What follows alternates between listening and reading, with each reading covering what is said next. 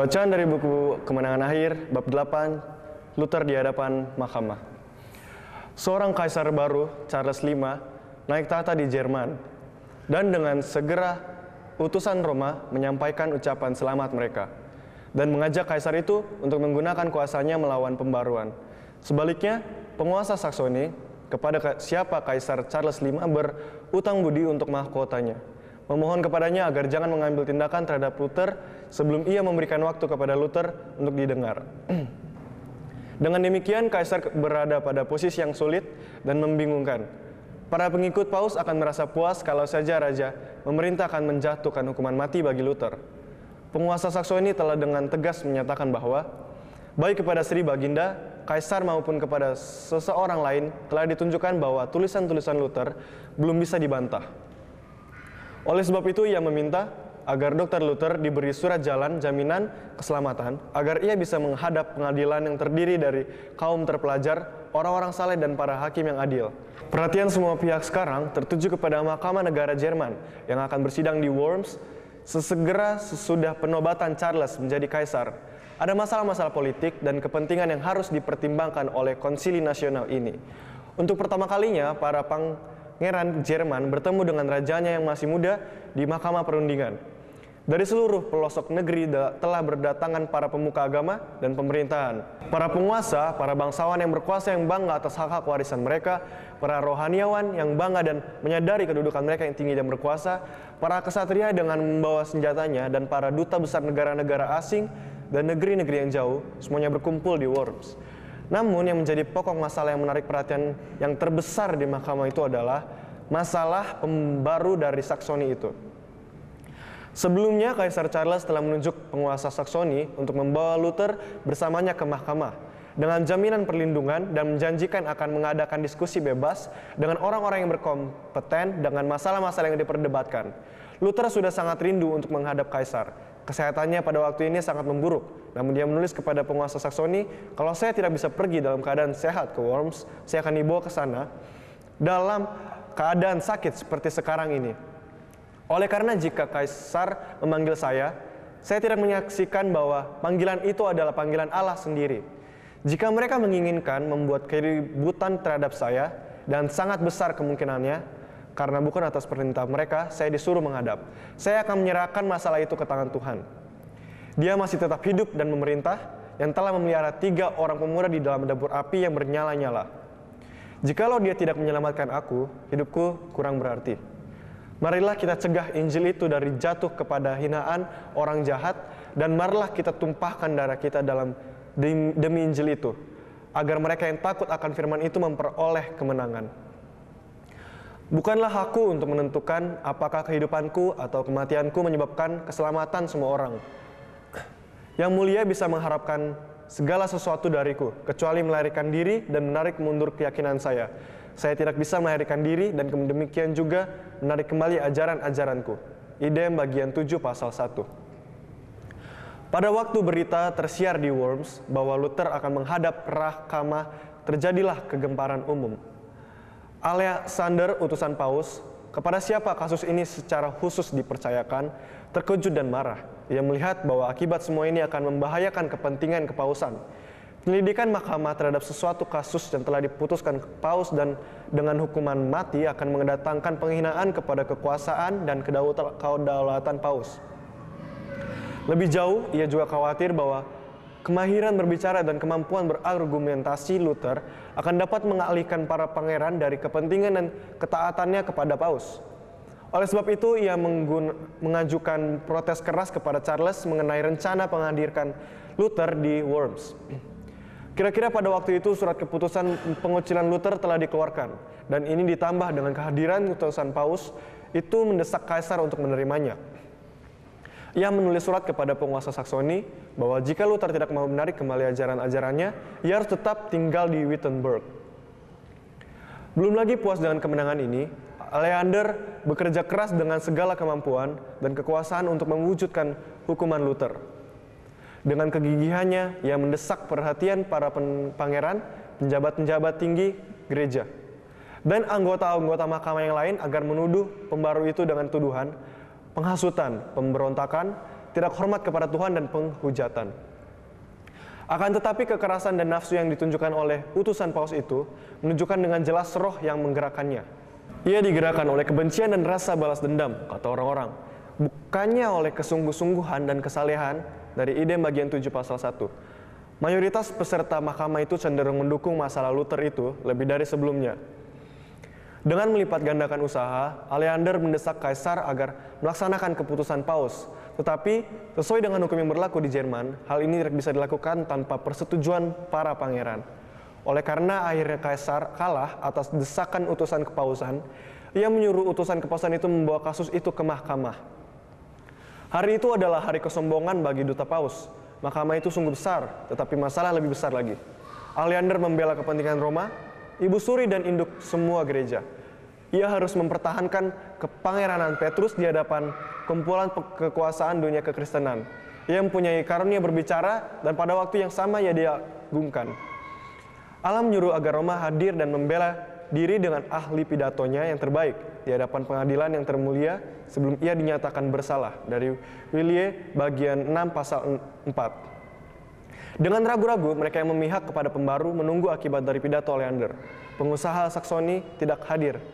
Tetapi atas perintahnya, beberapa orang penasihatnya mencatat amanat utusan Paus itu. Dengan segala kemampuan pengetahuan dan kemahiran berbicara, Aleander berusaha melenyapkan kebenaran. Tuduhan demi tuduhan dilontarkan kepada Luther sebagai musuh gereja dan negara, musuh orang yang masih hidup maupun yang sudah mati, musuh para alim ulama maupun orang awam, anggota-anggota konsili maupun anggota orang-orang Kristen biasa. Ia menyatakan, oleh karena kesalahan Luther, 100.000 orang bidat harus dibakar. Sebagai kesimpulan, ia berusaha mencela pengikut-pengikut iman yang diperbarui. Apalah semua pengikut Luther itu? Mereka adalah sekelompok guru-guru biadab, imam-imam bejat, biarawan-biarawan yang tak bermoral, pengacara-pengacara dungu, dan bangsawan-bangsawan hina, dan rakyat biasa yang telah ditipu dan disesatkan.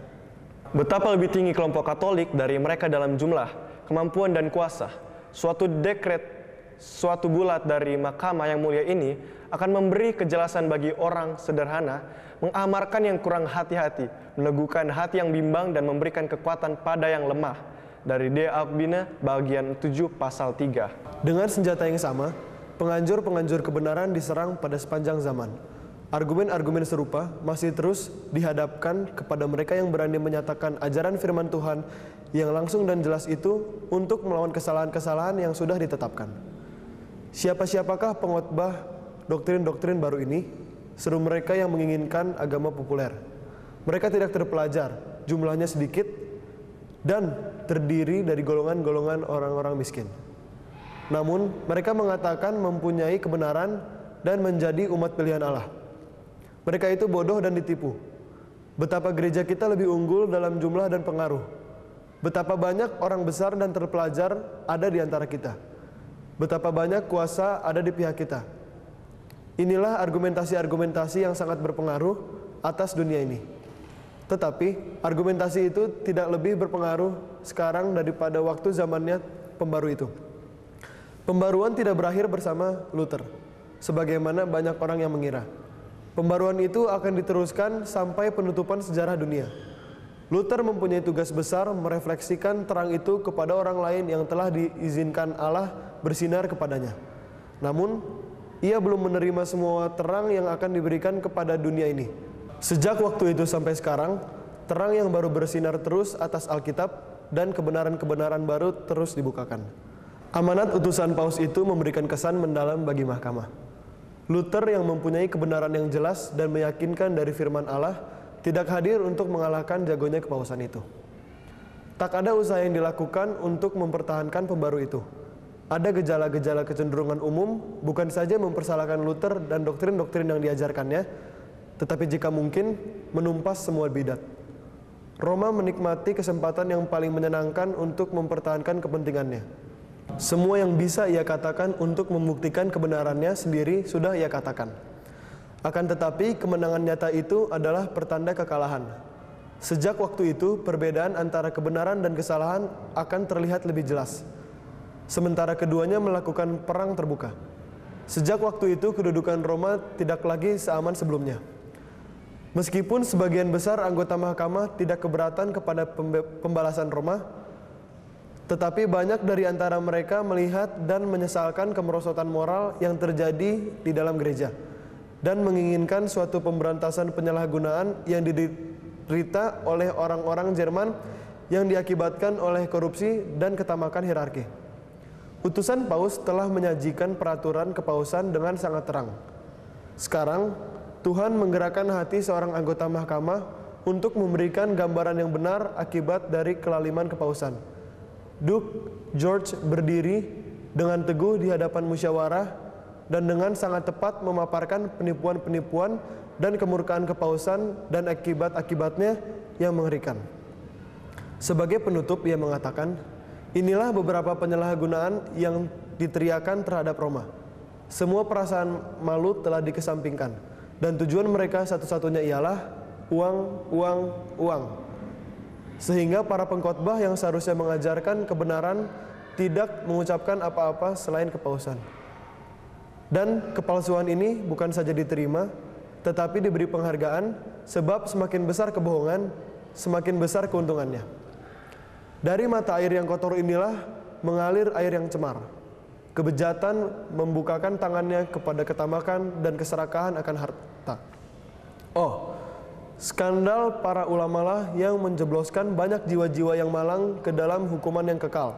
Suatu pembaruan umum harus dilakukan.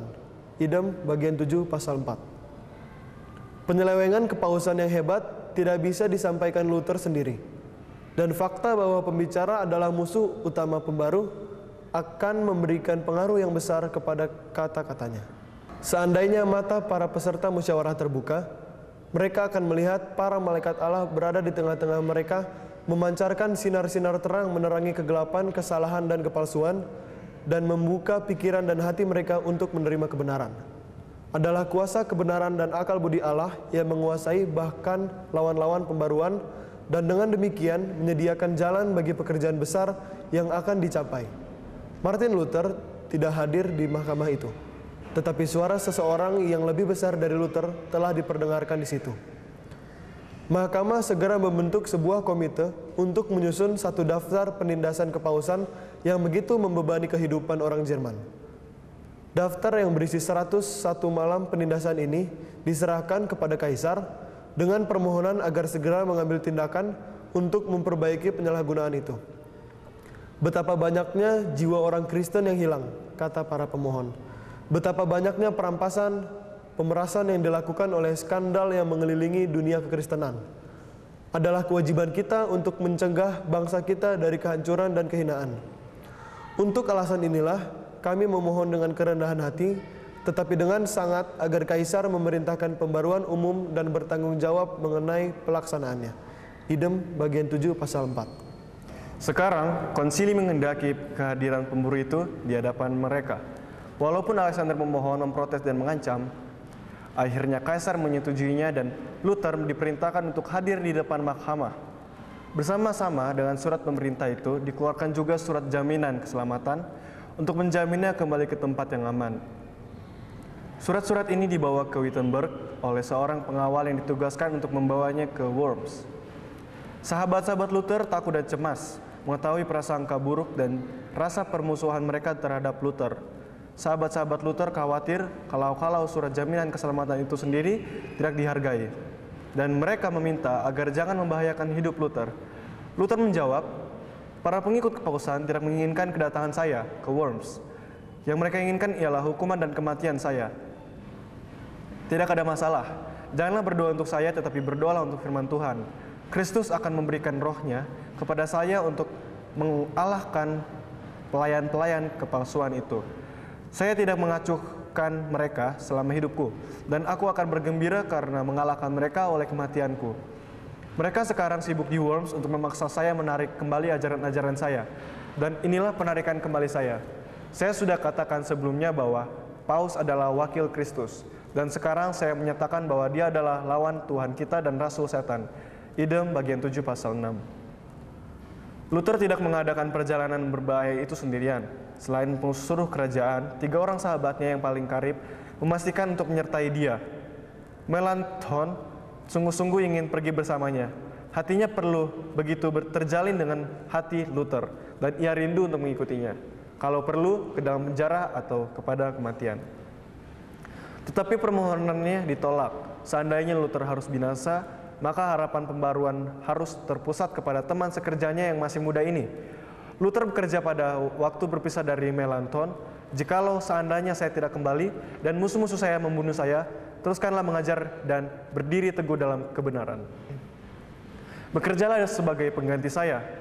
Jikalau engkau bertahan hidup terus, maka kematianku tidak berakibat apa-apa. Dari Idem pasal 7. Para mahasiswa dan rakyat banyak yang menyaksikan keberangkatan Luther sangat terharu. Orang banyak yang hatinya telah dijamah oleh kabar Injil mengucapkan selamat jalan dan menangis. Demikianlah pembaru itu bersama teman-temannya berangkat dari Wittenberg. Sepanjang perjalanan mereka melihat bahwa pikiran orang-orang diganggu oleh firasat buruk. Di beberapa kota tidak ada penghormatan yang diberikan kepada mereka. Pada waktu mereka berhenti untuk beristirahat pada malam hari, seorang imam yang ramah menyatakan kekhawatirannya dengan menunjukkan kepada Luther gambar seorang pembaru bangsa Italia yang telah mengalami mati syahid. Hari berikutnya mereka mengetahui bahwa tulisan-tulisan Luther telah diharamkan dan dilarang di Worms. Para pesuruh kekaisaran telah mengumumkan dekret kaisar dan mengimbau orang-orang untuk membawa karya-karya Luther yang dilarang itu kepada pengadilan. Pengawal khawatir akan keselamatan Luther pada konsili itu dan berpikir mungkin keputusan Luther mulai goyah. Bertanya kalau ia masih ingin terus pergi. Luther menjawab, meskipun dilarang di setiap kota, saya akan jalan terus. Dari Idem pasal 7. Di Erfurt, Luther disambut dengan hormat. Ia dikelilingi oleh banyak orang pada waktu itu. Ia melewati jalan-jalan kota yang dulu sering ditelusurinya dengan membawa kantong sebagai peminta-minta. Ia mengunjungi kamar biara yang pernah ditempatinya, sambil merenungkan perjuangan melalui mana sinar terang yang sekarang membanjiri Jerman telah dicurahkan kepada jiwanya. Ia diminta untuk berkhotbah. Hal ini sebenarnya telah dilarang baginya, tapi pengawalnya mengizinkannya. Dengan demikian, maka biarawan yang pernah bekerja keras di biara itu sekarang naik mimbar. Kepada perkumpulan yang penuh sesak itu, ia mengucapkan perkataan Kristus, damai sejahtera bagi kamu, para ahli filsafat, para doktor, dan para penulisnya, katanya, telah berusaha mengajarkan kepada manusia cara untuk memperoleh hidup yang kekal, dan mereka itu tidak berhasil. Sekarang saya memberitahukan kepadamu, bahwa Allah telah membangkitkan seorang manusia dari kematian, Tuhan kita Yesus Kristus, agar dia membinasakan kematian, membasmi dosa sampai ke akar-akarnya, dan menutup pintu neraka. Inilah pekerjaan keselamatan. Kristus telah memenangkannya. Inilah berita sukacita, dan kita diselamatkan oleh usahanya dan bukan oleh usaha kita. Tuhan kita Yesus Kristus berkata, damai sejahtera bagi kamu, lihatlah tanganku. Sebenarnya yang ia katakan ialah, lihatlah, hai manusia, adalah aku sendiri satu-satunya yang telah menghapuskan dosamu dan yang telah menebus engkau, dan sekarang engkau beroleh kedamaian, kata Tuhan dari Idem bagian 7 pasal 7. Ia melanjutkan, menunjukkan bahwa iman yang benar akan dinyatakan oleh kehidupan yang kudus. Oleh karena Allah telah menyelamatkan kita, marilah kita mengatur pekerjaan kita sedemikian rupa agar berkenan kepadanya. Apakah engkau kaya? Biarlah kekayaanmu digunakan untuk keperluan orang-orang miskin. Apakah engkau miskin? Biarlah pelayananmu berkenan kepada orang kaya. Jikalau usahamu hanya berguna bagimu saja, maka pelayanan yang kamu sangka diberikan kepada Allah adalah dusta. Idem bagian 7 pasal 7. Orang-orang mendengar dengan terpesona. Roti hidup telah dibagi-bagikan kepada jiwa-jiwa yang lapar itu. Kristus ditinggikan di hadapan mereka mengatasi para paus, para utusan paus, para kaisar, dan raja-raja. Luther tidak menyinggung kedudukannya yang penuh bahaya. Ia tidak berusaha membuat dirinya pusat perhatian atau simpati.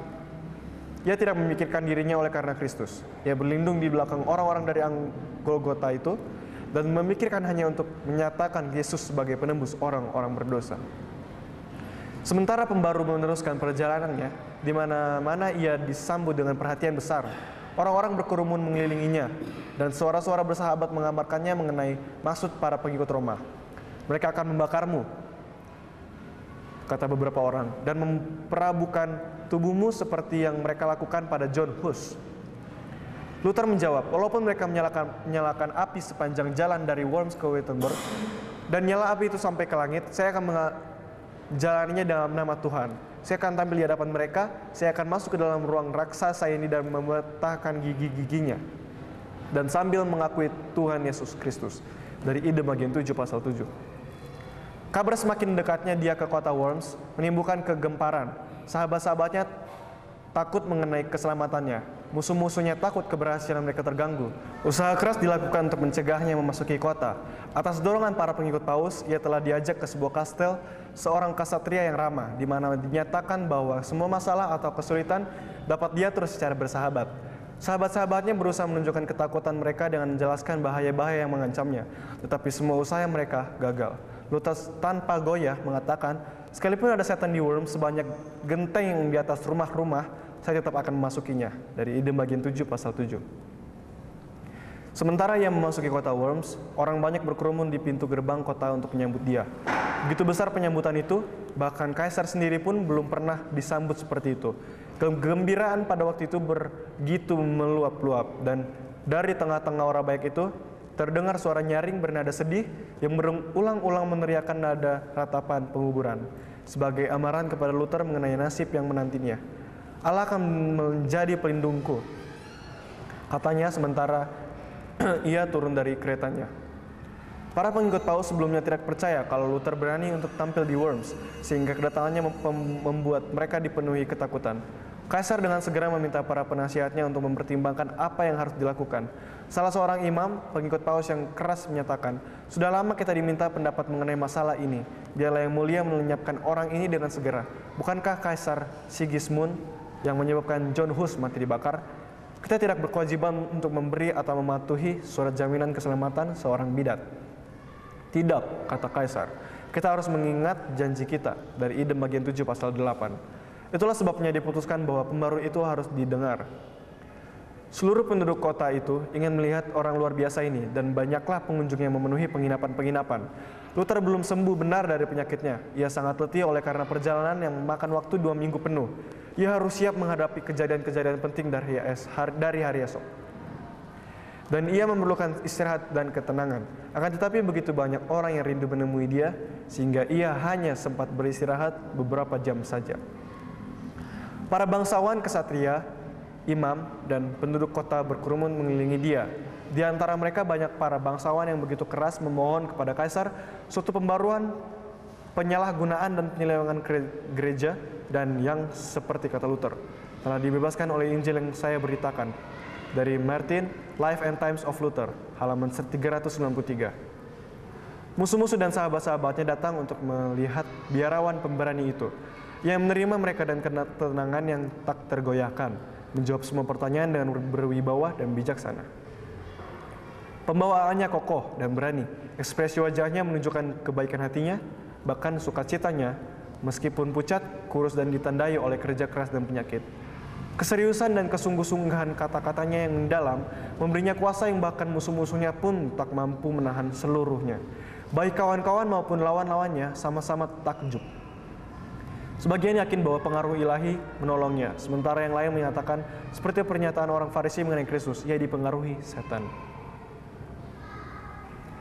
Pada hari berikutnya, Luther dipanggil untuk menghadiri mahkamah. Seseorang pejabat kekaisaran ditunjuk untuk membawanya ke ruang pemeriksaan. Setiap jalan telah dipenuhi penonton yang ingin melihat biarawan yang berani menentang kekuasaan Paus ini. Sementara ia hampir memasuki tempatnya menghadapi para hakim, seorang jenderal tua, pahlawan dari banyak peperangan, berkata dengan ramah kepadanya, biarawan yang malang, engkau akan berdiri lebih agung dari saya atau dari para kapten yang lain yang pernah memenangkan peperangan yang paling sengit sekalipun. Akan tetapi jika engkau merasakan perjuanganmu itu benar, majulah terus dalam nama Tuhan, dan janganlah takut sesuatu pun, Allah tidak akan melupakanmu. Dari De Aubing, bagian 7 pasal 8. Akhirnya Luther berdiri di hadapan konsili. Kaisar duduk di atas tata-tatanya. Ia dikelilingi oleh orang-orang yang terkenal dan terhormat di kekaisaran itu.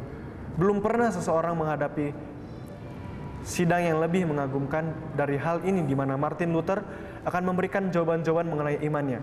Munculnya Luther di majelis ini sebenarnya adalah suatu pertanda kemenangannya atas kepausan. Paus telah menghukum orang ini, tetapi sekarang ia berdiri di depan pengadilan yang oleh tindakan ini menempatkan diri di atas Paus. Paus telah memutuskan mengucilkannya dan melarang masyarakat berhubungan dengan dia. Namun ia telah dipanggil dengan bahasa yang terhormat dan diterima menghadap sidang yang paling mulia di dunia ini. Paus telah menghukumnya dengan hukuman terdiam diri selamanya. Tetapi sekarang ia akan berbicara di hadapan ribuan orang pendengar yang datang dari berbagai tempat jauh dari dunia kekristenan. Suatu revolusi yang besar telah dimulai oleh peran Luther. Roma telah merosot dari tahtanya dan kemerosotan itu disebabkan oleh suara seorang biarawan dari Ide bagian 7 pasal 8. Di hadapan sidang yang berkuasa dan bergengsi itu, pembaru, kelahiran orang kebanyakan itu tampaknya kagum dan malu. Beberapa orang dari para pangeran mengamati emosinya dan mendekatinya. Salah seorang berbisik kepadanya, "Janganlah takut kepada mereka yang membunuh tubuh, tetapi yang tidak dapat membunuh jiwa." Yang lain berkata, "Bila mana engkau dibawa dia berhadapan dengan para gubernur, raja-raja, oleh karena aku, roh Bapamu akan memberitahukan kepadamu apa yang akan kau katakan." Demikianlah kata-kata Kristus telah digunakan oleh orang-orang besar dunia untuk menguatkan hambanya pada saat pencobaan. Luther dibawa pada posisi tepat di hadapan tahta kaisar. Keheningan menyelimuti seluruh sidang. Kemudian pejabat kekaisaran bangkit dan menunjuk kepada koleksi tulisan-tulisan Luther dan menyuruh Luther menjawab dua pertanyaan. Apakah dia mengakui buku-buku itu sebagai tulisan-tulisannya? Dan apakah ia bermaksud untuk menarik kembali buah pikiran yang telah diajukannya di dalam tulisan-tulisan tersebut?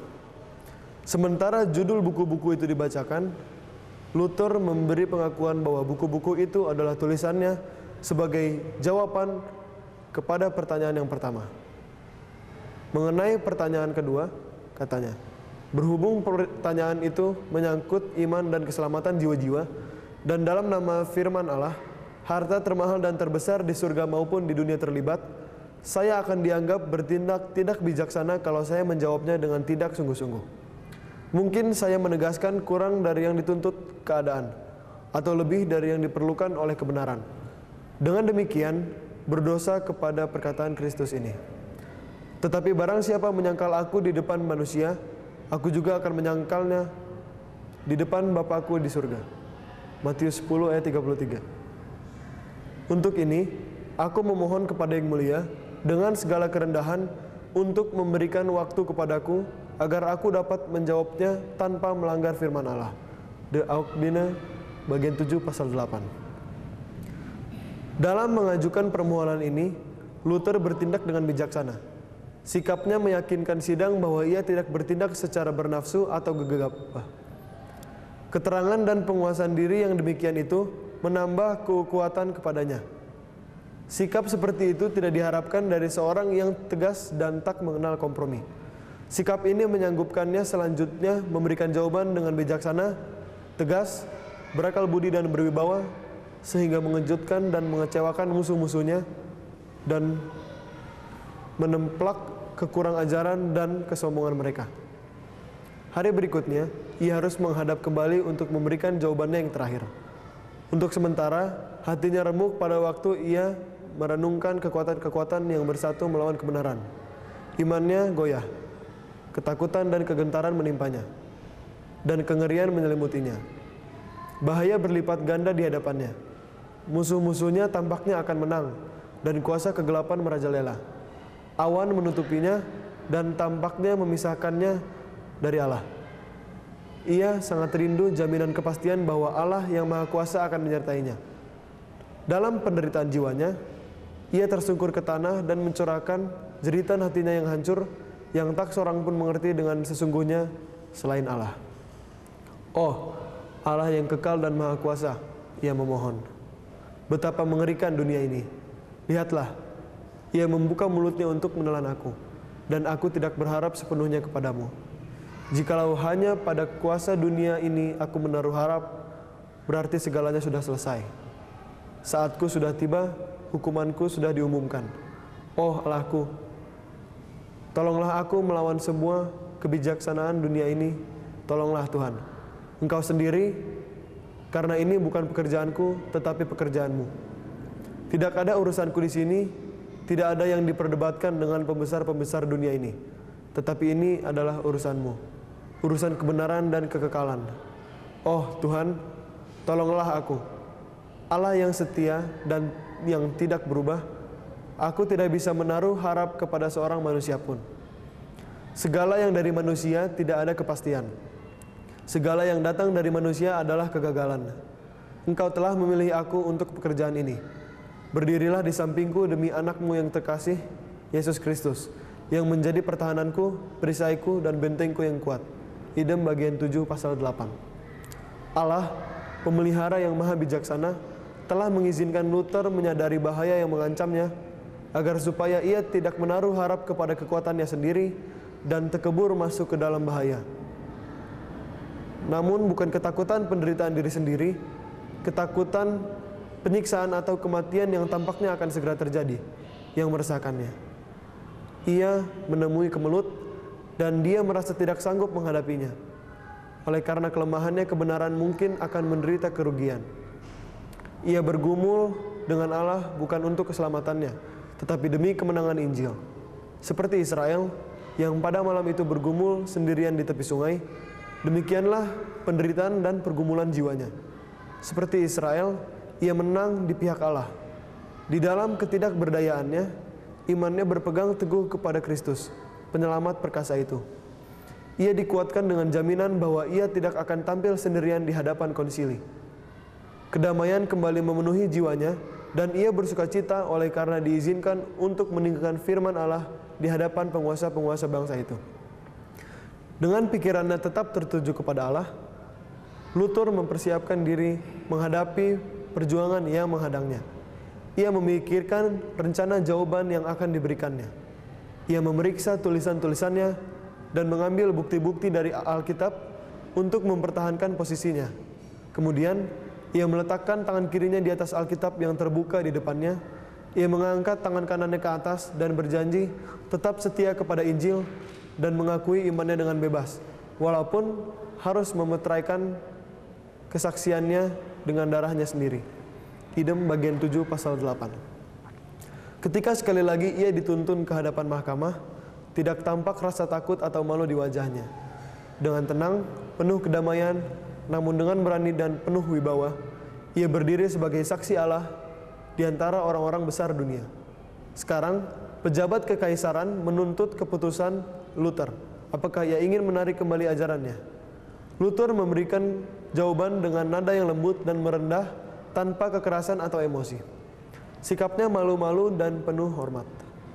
Namun ia menunjukkan rasa percaya diri dan sukacita yang membuat hadirin kagum. Kaisar yang agung, para pangeran yang mulia, dan tuan-tuan yang budiman, kata Luther. Pada hari ini saya berdiri di hadapan hadirin sesuai dengan perintah yang diberikan kepadaku kemarin. Dan oleh rahmat Allah saya memohon yang agung dan yang mulia untuk mendengarkan pembelaanku terhadap suatu hal yang saya yakin tepat dan benar. Jikalau oleh karena kelalaian saya harus melanggar kebiasaan dan tata tertib pengadilan, saya mohon diampuni. Karena saya tidak dibesarkan di istana raja-raja, tetapi di biara terpencil. Idem bagian 7 pasal 8. Kemudian melanjutkan kepada pertanyaan, ia mengatakan bahwa karya-karyanya yang sudah diterbitkan itu tidak sama sifatnya. Dalam sebagian, ia membahas mengenai iman dan perbuatan-perbuatan baik. Dan musuh-musuhnya sendiri menyatakan bahwa karya-karya itu bukan saja tak berbahaya, tetapi bahkan sangat berguna. Menarik kembali karya-karya ini berarti mempersalahkan kebenaran yang diakui semua pihak. Kelompok yang kedua dari tulisan-tulisan yang mengungkapkan kebejatan moral dan penyelewengan kepausan. Menarik kembali karya-karya ini akan memperkuat kekejaman Roma dan membuka pintu lebih lebar lagi terhadap kejahatan yang lebih banyak dan yang lebih besar. Dalam kelompok ketiga bukunya, ia menyerang individu-individu yang telah mempertahankan kejahatan-kejahatan yang sedang merajalela. Mengenai ini, ia mengakui bahwa ia telah bertindak lebih dari keras. Ia tidak menyatakan dirinya bebas dari kesalahan. Dan buku-buku ini pun ia tidak mau menariknya kembali Karena dengan berbuat demikian akan memberi semangat kepada musuh-musuh kebenaran, dan mereka akan mengambil kesempatan untuk menghancurkan umat Allah dengan kekejaman yang lebih besar. Namun, saya adalah manusia biasa, bukan Allah. Ia meneruskan. Oleh sebab itu, saya akan mempertahankan diri seperti yang dilakukan Kristus. Jikalau saya berkata jahat, saksikanlah kejahatan itu. Oleh rahmat Allah, saya memohon kepadamu, Kaisar yang agung, dan kepadamu, para pangeran yang mulia, dan kepada semua orang dari berbagai tingkatan untuk membuktikan dari tulisan-tulisan para nabi dan para rasul bahwa saya telah bersalah. Dan segera setelah saya diyakinkan mengenai hal ini, saya akan menarik kembali semua yang salah itu. Dan sayalah orang yang pertama mengambil buku-buku itu dan melemparkannya ke dalam api untuk dibakar. Apa yang baru saja saya katakan menunjukkan dengan jelas, saya harap bahwa saya telah mempertimbangkannya dengan masak-masak dan memperhitungkan bahaya yang mengancam saya. Tetapi saya jauh dari rasa takut. Saya bersuka cita bahwa Injil itu sekarang, seperti pada zaman dahulu, penyebab kesusahan dan perselisihan. Inilah sifat dan tujuan firman Allah. Aku datang bukan membawa damai ke atas bumi, tetapi aku datang membawa pedang, kata Yesus Kristus. Nasihat-nasihat Allah adalah ajaib dan mengerikan. Berhati-hatilah, jangan menginjak-injak firman Allah yang kudus dengan dalih memadamkan perselisihan, dan dengan demikian mendatangkan bahaya besar dan mengerikan bagi dirimu, malapetaka sekarang dan kehancuran kekal. Saya dapat mengutip banyak contoh dari firman Allah. Saya dapat berbicara tentang Firaun-Firaun, raja-raja Babel, dan tentang raja-raja Israel yang usaha-usahanya hanya mendatangkan kebinasaannya sendiri karena mereka tidak meminta nasihat. Kelihatannya mereka paling bijaksana untuk memperkuat kekuasaannya. Allah memindahkan gunung-gunung dan mereka tidak mengetahui hal itu. Idem bagian 7 pasal 8. Luther berbicara dalam bahasa Jerman. Sekarang ia diminta untuk mengulangi kata-katanya itu dalam bahasa Latin. Meskipun ia sudah letih dengan pidatonya yang sebelumnya, ia menuruti dan menyampaikan pidatonya sekali lagi sejelas dan sesemangat yang pertama. Pemeliharaan Allah menuntunnya ke dalam masalah itu. Pikiran para pangeran telah dibutakan oleh kesalahan dan ketahyulan, sehingga pada penyajian pertama mereka tidak melihat kekuatan dan pemikiran Luther. Tetapi dengan pengulangan ini membuat mereka dapat melihat dengan jelas semua hal yang disampaikan. Mereka yang dengan degilnya menutup mata kepada terang dan bertekad untuk tidak diyakinkan oleh kebenaran telah dibuat marah oleh kuasa kata-kata Luther. Setelah ia selesai berbicara, juru bicara mahkamah berkata dengan marah, "Engkau tidak menjawab pertanyaan yang diajukan kepadamu. Engkau diharuskan memberi jawaban yang jelas dan tepat. Mau atau tidak mau menarik kembali ajaran-ajaranmu?" Pembaru itu menjawab, "Oleh karena yang agung dan yang mulia meminta dari saya jawaban yang jelas, sederhana dan tepat, maka saya akan menjawab begini. Saya tidak dapat menyerahkan imanku baik kepada Paus atau kepada konsili ini.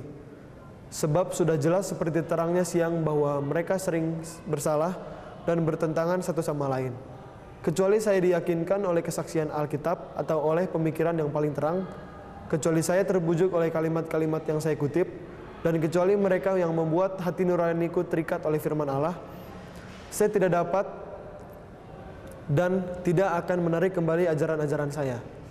Karena tidak baik bagi seorang Kristen berbicara melawan hati nuraninya. Di sini saya berdiri. Saya tidak dapat berbuat yang lain. Kiranya Tuhan Allah menolongku. Amin." Begitulah orang benar ini berdiri di atas alasan yang teguh. Firman Allah. Terang surga menyinari wajahnya. Kebesaran dan kesuciannya, kedamaian dan sukacita hatinya telah dinyatakan kepada semua orang, sementara ia bersaksi melawan kuasa kesalahan dan menyaksikan keunggulan iman yang mengalahkan dunia. Untuk sementara seluruh hadirin terdiam dengan kekaguman. Dalam jawaban Luther yang pertama, ia berbicara dengan nada rendah dan dengan rasa hormat, seolah-olah menyerah. Para pengikut Romanisme menganggap ini suatu tanda bahwa keberanian Luther mulai pudar. Mereka menganggap permohonan semata-mata hanya pendahuluan kepada penarikannya kembali ajaran-ajarannya. Kaisar Charles sendiri telah memperhatikannya. Setengah memandang rendah tubuh biarawan yang sudah merosot, pakaiannya yang sederhana, dan kesederhanaan pidatonya telah menyatakan, biarawan ini tidak akan pernah membuat saya menjadi bidak. Keberanian dan keteguhan yang ditunjukkannya sekarang, serta kuasa dan terangnya pemikirannya, membuat semua pihak terkagum-kagum. Kaisar, oleh karena kekagumannya, berseru, biarawan ini berbicara dengan hati yang berani dan dengan semangat yang tidak tergoyahkan. Banyak pangeran Jerman memandang wakil bangsa mereka ini dengan bangga dan gembira. Para pengikut Roma telah dikalahkan. Kepentingan mereka tampaknya sangat suram.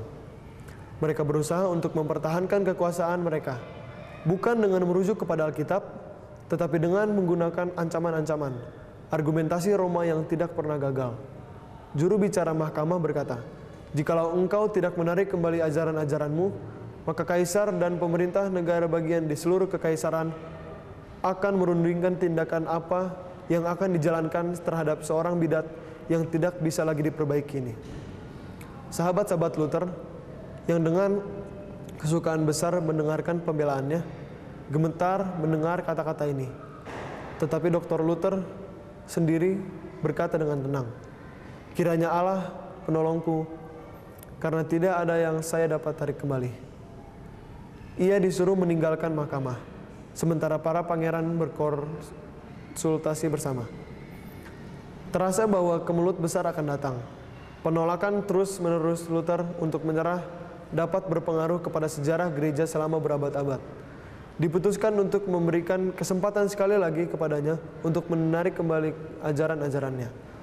Untuk yang terakhir sekali, ia dihadapkan ke persidangan.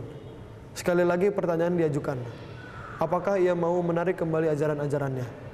Saya tidak mempunyai jawaban yang lain, katanya, selain daripada yang saya sudah katakan. Terbukti bahwa ia tidak bisa dipengaruhi, baik dengan janji-janji maupun dengan ancaman untuk menyerahkan kepada kekuasaan Roma.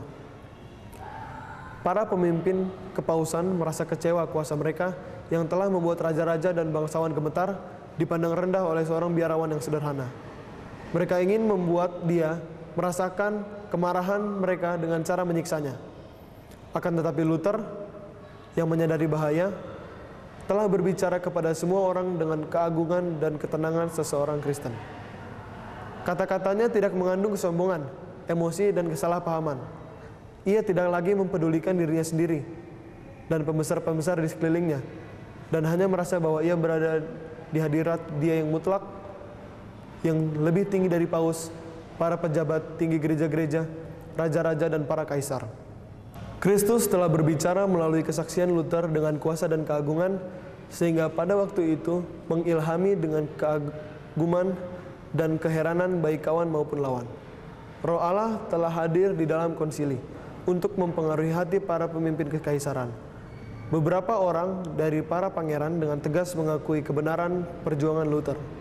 Banyak yang diyakinkan mengenai kebenaran, tetapi bagi sebagian orang, kesan itu tidak bertahan lama.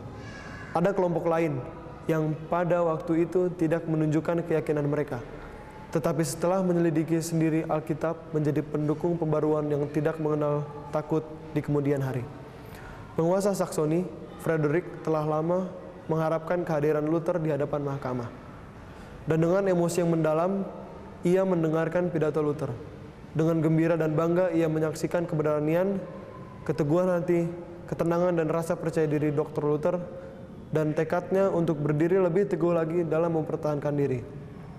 Ia membandingkan kedua pihak yang bertikai dan melihat bahwa kebijaksanaan paus, raja-raja dan pejabat tinggi mereka tidak ada artinya dibandingkan dengan kuasa kebenaran. Kekuasaan kepausan telah menderita suatu kekalahan yang akan dirasakan di antara semua bangsa dan pada segala zaman. Ketika pejabat tinggi gereja menyadari akibat yang ditimbulkan oleh pidato Luther, ia menjadi takut seperti belum pernah sebelumnya mengenai keamanan kekuasaan Romawi dan memutuskan akan mengambil segala tindakan yang di bawah kekuasaannya untuk melenyapkan pembaru itu. Dengan kemahirannya berbicara dan keterampilan diplomatiknya yang menonjol, ia mengemukakan kepada kaisar yang masih muda itu betapa bodohnya dan berbahayanya mengorbankan persahabatan dan dukungan kekuasaan Roma hanya demi seorang biarawan yang tidak berarti. Kata-katanya bukan tanpa akibat. Sehari sesudah Luther memberikan jawabannya, Charles mengirim pesan untuk disampaikan kepada mahkamah yang mengumumkan keputusannya untuk menjalankan kebijakan pendahulunya untuk mempertahankan dan melindungi agama Katolik. Oleh karena Luther telah menarik kembali ajaran-ajarannya dan mengakui kesalahannya, maka tindakan yang paling keras akan dilakukan terhadap Luther dan terhadap ajarannya yang menyimpang. Seorang biarawan yang sesat oleh kebodohannya telah bangkit melawan iman dunia Kristen. Untuk mempertahankan kesesatan seperti itu, berarti saya akan mengorbankan kerajaanku, hartaku, sahabat-sahabatku, darahku, jiwaku, dan hidupku. Saya mau menyingkirkan Luther yang mulia dan melarangnya melakukan kekacauan yang sekecil apapun di antara rakyat. Kemudian saya akan melawan dia dan pengikut-pengikutnya sebagai orang-orang bidat yang degil oleh mengucilkan, mengasingkan, dan apa saja yang diperkirakan dapat menghancurkan mereka. Saya mengimbau para anggota penguasa kerajaan untuk berlaku sebagai orang-orang Kristen yang setia. Idem bagian 7 pasal 9. Namun demikian, Kaisar mengatakan bahwa surat jaminan keselamatan Luther harus dihormati, dan sebelum tindakan terhadapnya dilaksanakan, ia harus diizinkan kembali ke rumahnya dengan selamat. Timbul dua pemikiran yang bertentangan di antara anggota-anggota mahkamah. Para utusan itu dan wakil-wakil Paus menuntut surat jaminan keselamatan itu diabaikan saja. Mereka katakan, Sungai Rhine harus menerima abunya, sebagaimana telah menerima abu jenazah John Hus, sahabat yang lalu. Idem bagian 7 pasal 9. Tetapi para pangeran Jerman, walaupun mereka adalah pengikut kepausan dan mengaku memusuhi Luther, memprotes terhadap pelanggaran iman umum sebagai suatu noda pada kehormatan bangsa. Mereka menunjuk kepada malapetaka yang timbul sesudah kematian Hus dan menyatakan bahwa mereka tidak berani mempersalahkan Jerman dan kaisar mereka yang masih muda jika kejahatan yang ngeri seperti itu terulang kembali. Charles berdiri dalam menanggapi protes itu berkata, walaupun kehormatan dan iman harus dilenyapkan dari seluruh muka bumi ini, mereka seharusnya mendapat perlindungan di dalam hati para pangeran. Idem bagian 7 pasal 9. Charles lebih jauh dibujuk oleh musuh Luther yang keras agar memperlakukan pembaru itu seperti yang dilakukan Sigismund kepada Hus, menyerahkannya kepada kemurahan hati gereja. Tetapi setelah mengenang peristiwa pada waktu Hus di hadapan pengadilan, menunjuk kepada rantainya dan mengingatkan raja akan janji imannya, Charles V menyatakan, saya tidak suka dipermalukan seperti Sigismund. Lihat L'Enfant, History of the Council of Constance, jilid 1 halaman 422. Namun demikian, Charles dengan sengaja menolak kebenaran yang disampaikan oleh Luther. Saya dengan teguh berketetapan untuk mengikuti teladan leluhur saya, tulis raja. Ia telah memutuskan bahwa ia tidak akan menyimpang dari kebiasaan walaupun dalam jalan kebenaran. Ia akan meninggikan kepausan dengan segala kejahatannya oleh karena ayahnya berbuat demikian. Dengan demikian, ia mengambil pendirian, menolak menerima setiap terang yang melebihi apa yang para leluhurnya sudah terima atau melaksanakan sesuatu tugas yang mereka tidak laksanakan. Sekarang ini, ada banyak orang yang bergantung kepada adat, kebiasaan, dan tradisi para leluhurnya. Bila mana Allah mengirimkan kepada mereka terang tambahan, mereka menolaknya, karena tidak diberikan sebelumnya kepada leluhurnya, sehingga mereka tidak mau menerimanya. Sebagai akibatnya, tugas-tugas dan tanggung jawab kita tidak sama dengan mereka. Kita tidak akan berkenan kepada Allah kalau kita mencari teladan leluhur untuk menentukan tugas, gantinya kita menyelidiki sendiri firman kebenaran itu. Tanggung jawab kita lebih besar dari nenek moyang kita. Kita bertanggung jawab atas terang yang mereka terima dan yang diturunkan kepada kita sebagai warisan bagi kita. Dan kita juga bertanggung jawab atas terang tambahan yang sekarang bersinar atas kita dari firman Allah. Kristus berkata kepada orang Yahudi yang tidak percaya, sekiranya aku tidak datang dan tidak berkata kepada mereka, mereka tentu tidak berdosa. Tetapi sekarang mereka mempunyai dalih bagi dosa mereka. Yohanes 15 ayat 22. Kuasa ilahi yang sama telah berbicara melalui Luther kepada kaisar dan para pangeran Jerman.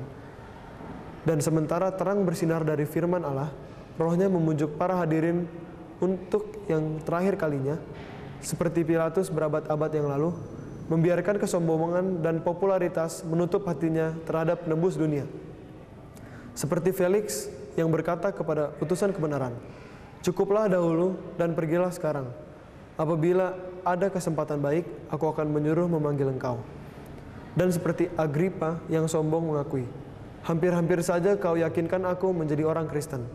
Kisah 24 ayat 25 dan Kisah 26 ayat 28. Namun berpaling dari pekabaran surgawi itu, demikianlah Charles V yang menyerahkan kepada ketentuan kesombongan dan kebijakan duniawi, sehingga memutuskan menolak terang kebenaran. Desas-desus mengenai tindakan terhadap Luther telah tersebar luas, menyebabkan kegemparan besar di seluruh kota itu.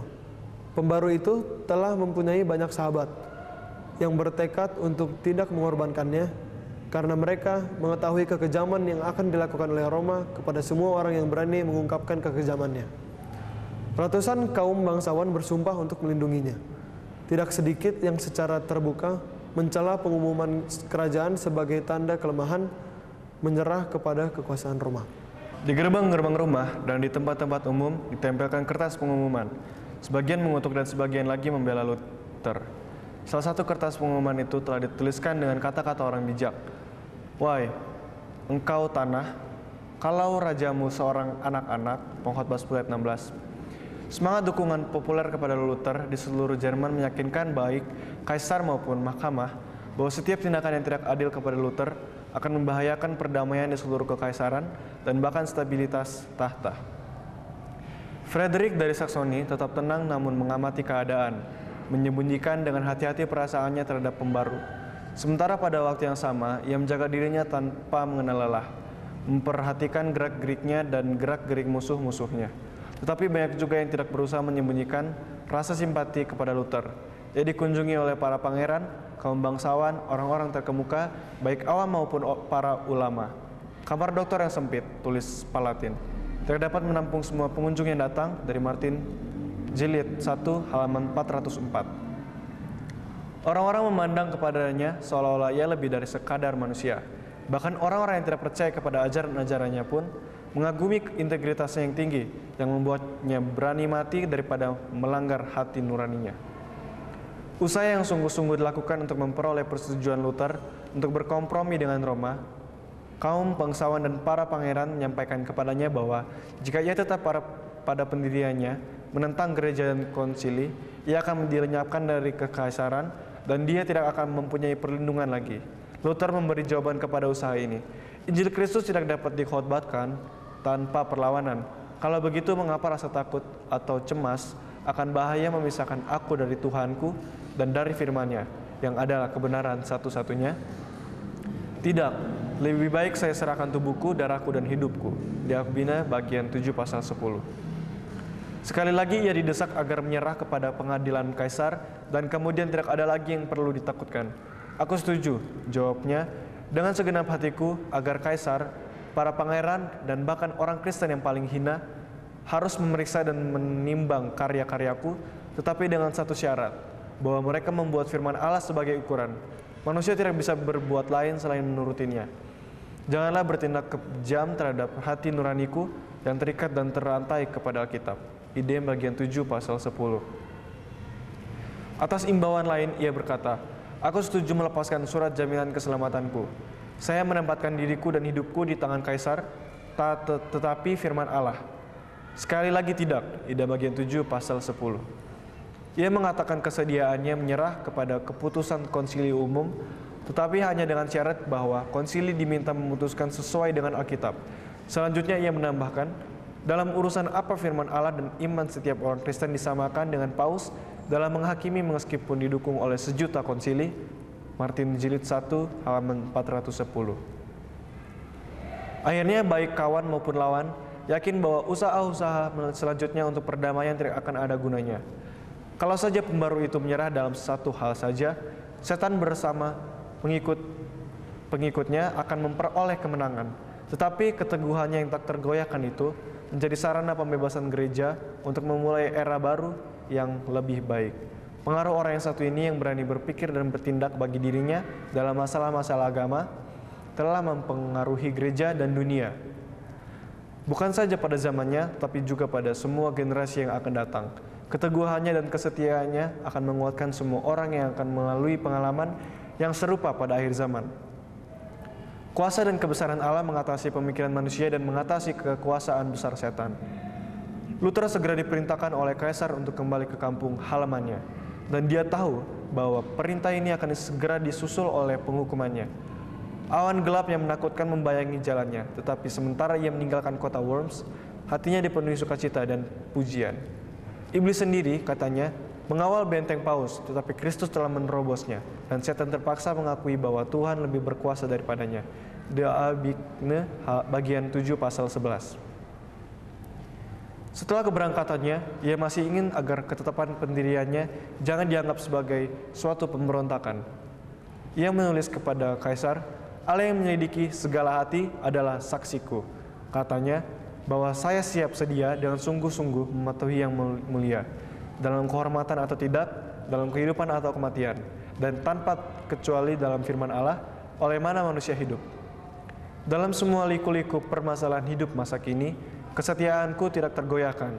Oleh karena di sini kalah atau menang tidak mempengaruhi keselamatan. Akan tetapi kalau dikaitkan dengan kekekalan, Allah tidak mau bahwa manusia menyerah kepada manusia. Oleh karena penyerahan seperti itu dalam masalah kerohanian adalah perbaktian yang sebenarnya, maka kita berbakti hanya kepada Allah saja. Ide bagian 7 pasal 11. Dalam perjalanannya pulang dari Worms, sambutan terhadap Luther lebih semarak dibandingkan dengan pada waktu ia pergi. Para ulama yang ramah dan baik hati menyambut biarawan yang dikucilkan itu, dan pejabat-pejabat pemerintah yang menghormati orang yang telah dikutuk oleh kaisar. Ia diminta untuk berkhotbah, dan walaupun ada larangan kekaisaran, ia sekali lagi naik ke mimbar. Aku tidak pernah berjanji kepada diriku untuk merantai firman Allah, dan tidak akan saya lakukan, katanya. Martin Jilid 1 halaman 420. Tidak berapa lama setelah ia meninggalkan Worms, para pengikut Pausan mendesak kaisar untuk mengeluarkan satu dekret melawan Luther. Dalam dekret itu, Luther dicela sebagai setan sendiri dalam bentuk manusia dan berpakaian jubah biarawan. Die Abigne bagian 7 pasal 11.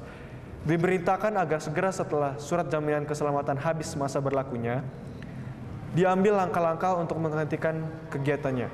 Semua orang dilarang untuk menyembunyikannya, memberinya makanan atau minuman, atau membantunya atau bersongkol dengannya dengan kata-kata atau tindakan di hadapan umum atau secara pribadi. Ia harus ditangkap di mana saja memungkinkan dan menyerahkannya kepada penguasa. Pengikut-pengikutnya juga akan dipenjarakan dan harta mereka disita. Tulisan-tulisannya akan dimusnahkan dan akhirnya semua yang berani bertindak bertentangan dengan dekret ini akan menerima hukuman yang sama.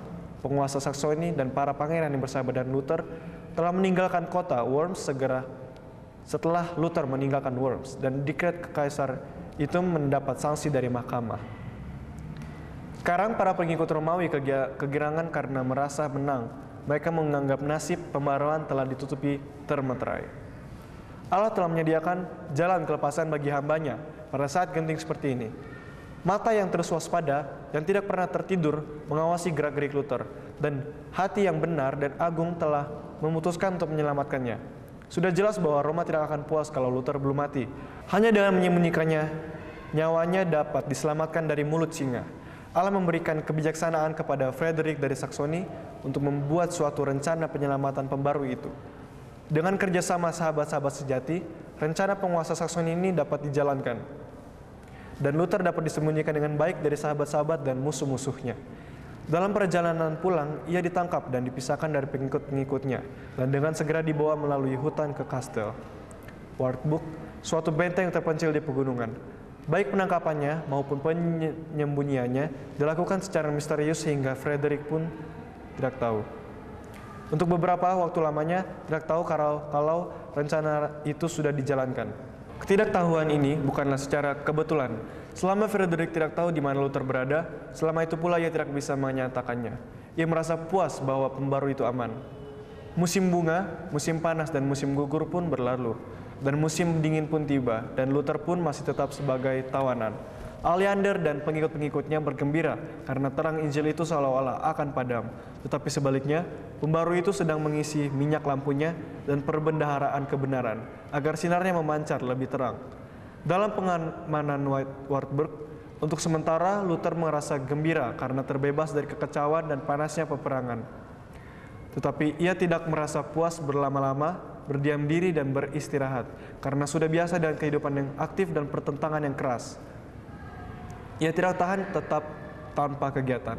Selama hari-hari hidup penyendiri itu, gereja bangkit di hadapannya sehingga ia berseru dalam keputusasaan, "Aduh, tak seorang pun pada hari terakhir mukanya yang dapat berdiri pada bagian tembok di hadapan Tuhan dan menyelamatkan Israel." Ide bagian 9 pasal 2. Sekali lagi, ia memikirkan dirinya sendiri dan ia takut dicap sebagai pengecut oleh karena menarik diri dan ke arena perjuangan. Akhirnya ia mempersalahkan dirinya karena bermalas-malas dan memejakan diri. Namun pada waktu yang sama setiap hari ia melakukan tugas yang tampaknya tidak mungkin dilakukan oleh seseorang. Penanya tidak pernah malas. Sementara musuh-musuhnya memuji diri oleh karena Luther sudah diam, mereka dikejutkan dan dibingungkan oleh bukti nyata bahwa Luther masih aktif. Sejumlah besar risalah-risalah yang ditulisnya diedarkan di seluruh Jerman. Ia juga melakukan suatu jasa kepada bangsanya dengan menerjemahkan buku Perjanjian Baru ke dalam bahasa Jerman. Dari Patmosnya yang berbatu-batu, ia terus menyiarkan Injil hampir sepanjang tahun, menegur dan mencela dosa-dosa dan kesalahan-kesalahan pada masa itu. Akan tetapi bukan hanya sekedar melindungi Luther dari angkara murka musuh-musuhnya, atau bahkan memberinya waktu yang tenang untuk pekerjaan penting ini, sehingga Allah menarik hamba-hambanya dari panggung kehidupan umum. Ada hasil yang lebih berharga dari itu yang akan diperolehnya di tempat pengasingan yang terpencil dan tidak diketahui orang ini. Luther terpisah dari dukungan duniawi dan dari sanjungan manusia. Dengan demikian ia terhindar dari kesombongan dan kepercayaan pada diri sendiri yang sering disebabkan oleh keberhasilan. Oleh penderitaan dan kehinaan, ia telah dipersiapkan kembali untuk berjalan dengan aman di atas ketinggian kemana ia tiba-tiba dinaikkan. Pada waktu orang-orang bersukacita dalam kebebasan yang diberikan oleh kebenaran kepada mereka, mereka cenderung menyanjung mereka yang dipakai oleh Allah untuk memutuskan rantai kesalahan dan ketahayulan. Setan berusaha untuk mengalihkan pikiran dan kasih manusia dari Allah dan menunjukkan kepada manusia. Ia memimpin mereka menghormati alat-alat dan melupakan tangan yang mengatur semua kejadian-kejadian dan pemeliharaan. Terlalu sering pemimpin-pemimpin agama yang dipuji-puji dan dihormati kehilangan rasa ketergantungan mereka kepada Allah dan menaruh percaya pada diri sendiri. Akibatnya mereka berusaha menguasai pikiran dan hati nurani orang-orang dan cenderung mencari tuntunan dari mereka, gantinya mencari dari firman Allah. Pekerjaan pembaruan itu sering menjadi lambat karena roh seperti itu dimenjakan oleh para pendukungnya. Allah akan menjaga usaha pembaruan dari bahaya ini. Ia rindu agar pekerjaan ini menerima bukan pengaruh manusia tetapi pengaruh Allah.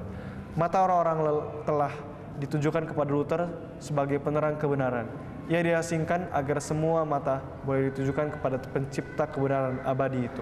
Demikianlah bacaan buku Kemenangan Akhir pasal 8, Luther di hadapan mahkamah, yang ditulis oleh Ellen G. White. Saya Denny Sitorus dan rekan saya Fernando Talongso. Kami dari Perguruan Advent Bandung mengucapkan terima kasih. Tuhan memberkati.